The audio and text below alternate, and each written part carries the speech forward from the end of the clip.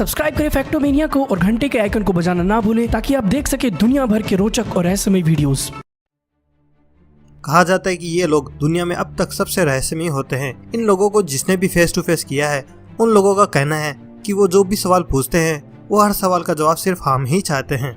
ये लोग काले सूट में आते हैं और उनके सर पे काली टोपी होती है, जूते भी इनके काले ही होते हैं। कहने का मतलब ये है कि ये ऊपर से लेकर नीचे तक ब्लैक होते हैं और इसी विशेषता के कारण इन्हें मैन इन ब्लैक के नाम से बुलाया जाता है।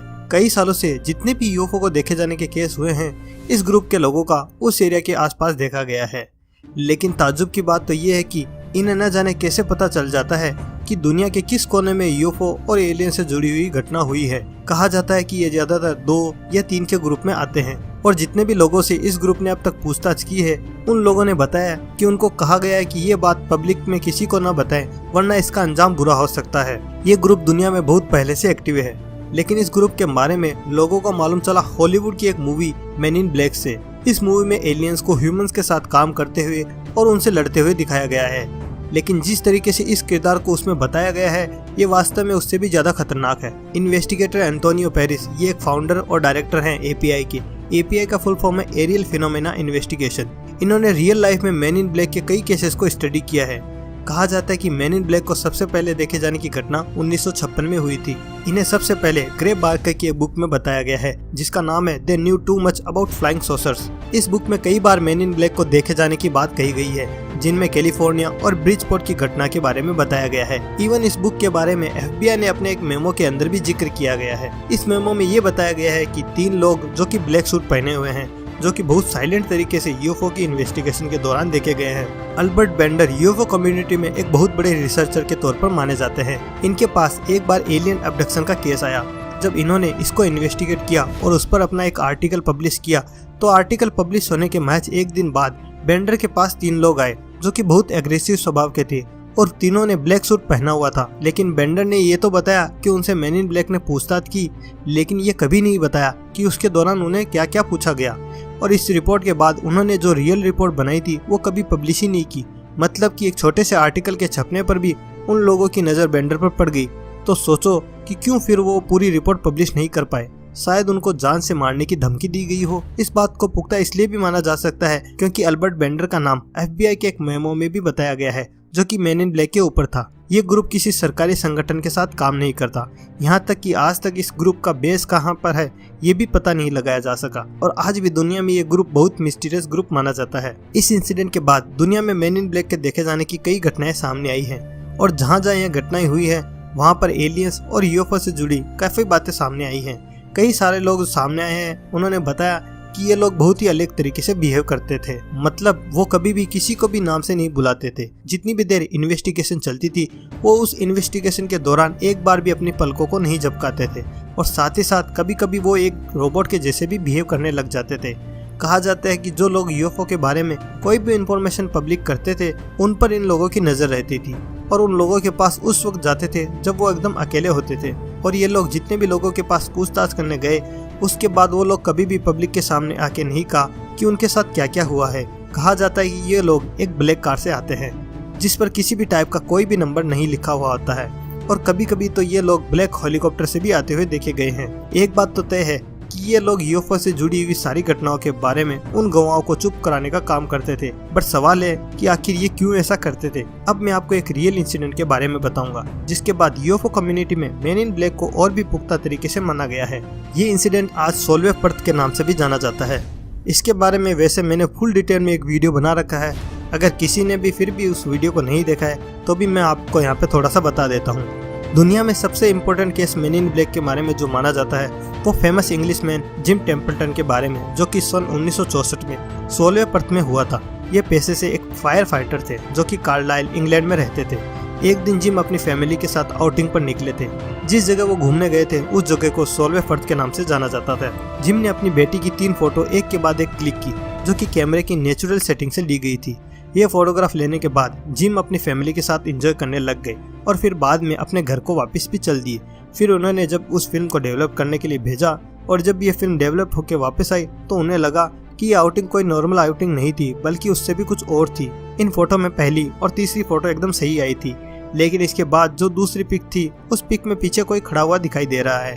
ऐसा लग रहा है कि कोई स्पेस सूट पहने हुए जिम की बेटी के पीछे खड़ा है और आज ये पिक्चर पूरी दुनिया में सोल्वे फर्स्ट स्पेसमैन के नाम से फेमस है। जिम ने इसके बाद ये बताया कि इस इंसिडेंट होने के बाद 2 मैन इन ब्लैक जिम से पूछताछ करने के लिए उसके घर पे आए और उनसे पूछा कि ये इंसिडेंट कहाँ हुआ है। तो जिम उन्हें उस जगह ले गया और बता दिया कि ये इंसिडेंट यहाँ हुआ था। जब जिम ने उनसे उनकी आइडेंटिटी के बारे में पूछा तो जिम को उन्होंने बताया कि वो गवर्नमेंट के लिए काम करते हैं। लेकिन उसके बाद उन दोनों मैन इन ब्लैक ने जिम से एक ऐसा क्वेश्चन पूछा जिसकी जिम ने कभी कल्पना ही नहीं की थी। इन दोनों ने पूछा कि दूसरा स्पेसमैन आपने कहाँ देखा, लेकिन जिम ने कहा कि उसने तो सिर्फ एक को ही देखा है, वो भी एक स्पीक के अंदर, दूसरे के बारे में उसको पता ही नहीं। जब ये बात जिम ने उनको बताई तो वो बहुत ही अग्रेसिव हो गए थे। लेकिन सवाल ये है कि उन दोनों ने दूसरे स्पेसमैन के बारे में क्यों पूछा। मतलब इसका कि वहाँ पे 2 स्पेसमैन थे और उनके बारे में मैन इन ब्लैक को पता था। ब्रिटिश गवर्नमेंट ने भी इस बात को डिनाई किया कि ऐसी कभी भी कोई इन्वेस्टिगेशन जिम के साथ नहीं हुई। तो अगर वो गवर्नमेंट के एम्प्लॉय नहीं थे तो आखिर वो थे कौन? मैं इसके फुल वीडियो का लिंक आपको नीचे डिस्क्रिप्शन में डाल दूंगा, आप वहाँ पे जाके इसका पूरा वीडियो देख सकते हैं। एंटोनियो पेरिस यूनाइटेड स्टेट के फॉर्मर आर्मी के इंटेलिजेंस में भी काम कर चुके हैं। इन्होंने अपनी इन्वेस्टिगेशन के दौरान एक ऐसा सबूत ढूंढ निकाला जो कि मैन इन ब्लैक की हिस्ट्री में सबसे पुख्ता एविडेंस माना जाता है। उन्होंने अपनी इन्वेस्टिगेशन के दौरान पाया कि एक लेडी है जिनका नाम है जिम डेल। उन्होंने कहा कि उनके फादर एक मैन इन ब्लैक एजेंट थे। उन्होंने ये बात पब्लिकली सामने लाने के लिए अपने पिता की डेथ होने तक का इंतजार किया, क्योंकि उन्हें लगता था कि अगर ये बात जेम ने पब्लिकली सबके सामने आके बता दी तो इससे उसके पिता को और उसको जान से खतरा हो सकता है। जेम ने कहा कि उनके पिता एक मैन इन ब्लैक के एजेंट थे और साथ में उन्होंने ये भी बताया कि वो गवर्नमेंट के सभी सीक्रेट मिलिट्री बेस पर भी काम कर चुके हैं, जिनमें एरिया 51 भी शामिल है। जेम ने बताया कि उनके पिता ने डेड एलियंस को भी देखा है जो कि यूएफओ क्रैश होने के बाद कैप्चर किए थे। इसने बताया कि उसके पिता प्रेसिडेंट आइजनहावर के साथ भी काम कर चुके हैं और उनके पिता उस प्लेन में भी मौजूद थे जिस प्लेन में सबसे पहले हिरोशिमा पर बम गिराया गया था। जेम के पिता के बारे में आज तक ये पता नहीं चल पाया कि वो आखिर कौन से ग्रुप से ताल्लुक रखते थे, लेकिन ये तो एक छोटी सी घटना थी।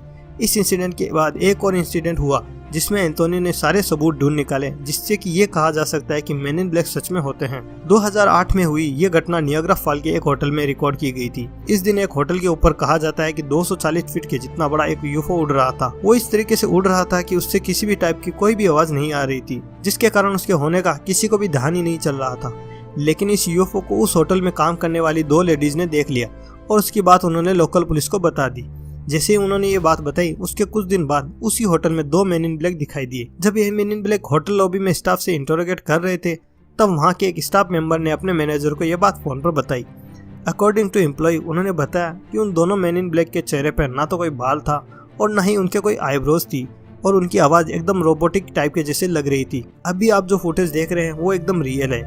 इसमें 2 मैन इन ब्लैक आते हुए दिखाई दे रहे हैं। जब ये दोनों मैन इन ब्लैक होटल के अंदर जा रहे थे तब इनको होटल के एक वेटर ने देख लिया और फिर वो वापस होटल के अंदर चला गया, लेकिन अपनी डायरेक्शन उसने चेंज कर ली थी, बट फिर भी वो अपनी इससे निगाहें नहीं हटा पा रहा था। इस फुटेज को आज यूएफओ कम्युनिटी में मैन इन ब्लैक के फर्स्ट पुख्ता एविडेंस के तौर पे माना जाता है। लेकिन इसके अलावा एक बात और है कि वो दोनों इस होटल में आए और उनके आने की बात कैमरे में रिकॉर्ड हो गई, लेकिन आज तक उनके वापस जाने की रिकॉर्डिंग कभी भी पब्लिक के सामने नहीं आई।